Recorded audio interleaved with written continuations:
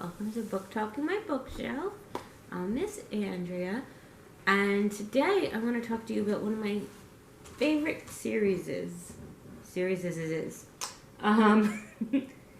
So that would be it's multiple things. So Leigh Bardugo wrote this wonderful world called Ravka, and it starts with Shadow and Bone. This is the collector's edition, so any collection we have in the library, any book will look a little bit different than this. So in this, there's a main character named Alina, and also another important part before we even get into Alina in the world is that there's like a giant void of darkness called the Fold. And this was created like a long time ago, so it's very dangerous to go through. So it kind of starts with Alina, who's just a peasant orphan, and she has to go through the Fold to get to the other side. And while she's in the Fold, her friend Mal is attacked. And so this power that she has just kind of comes alive. So from there, the story takes off where she's taken into the little palace to meet the Darkling and work with people called the Grisha, who are the people who have magical powers. So it starts with Shadow and Bone. Then the original trilogy goes on to Siege and Storm and Rune and Rising. So in each book there's some new characters, which is really nice because it adds a little bit of different something. The Darkling is my favorite villain in any book I've ever read, and one of my favorite characters in any book I've ever read. So after that, you can actually start with these. So Six of Crows and Crooked Kingdom, which out of these two I actually like Crooked Kingdom better.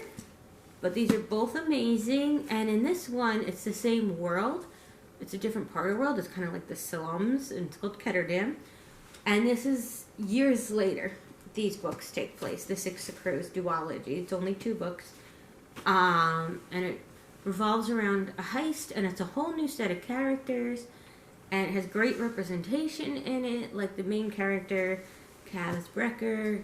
He has a limp just like the author does. When she walks around like BookCon and stuff, she has a cane with her. So I thought that was interesting. She's pulling on her own experience. So really, like, the characters in these are like just amazing. And then we go on to King of Scars, and there's a character that comes up in the second book that this book is based on, so I don't want to tell you who it is. But he's amazing, and he's funny, and these are all just well written, by the way, too. They're dark, but have funny parts to it, depending on the character. And the second book in this duology, which just means that there's 2 books in the little series, is coming out March 30th. And also, April 23rd, they're making a Netflix show that combines all of this together, which I'm still not sure how they're going to do it, because there is some time in between. But it should be amazing. Like, if you look up the trailer for it, how they show the Fold is more than my imagination ever came up with.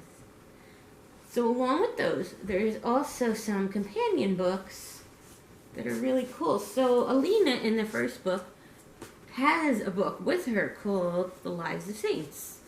And so they printed The Lives of Saints.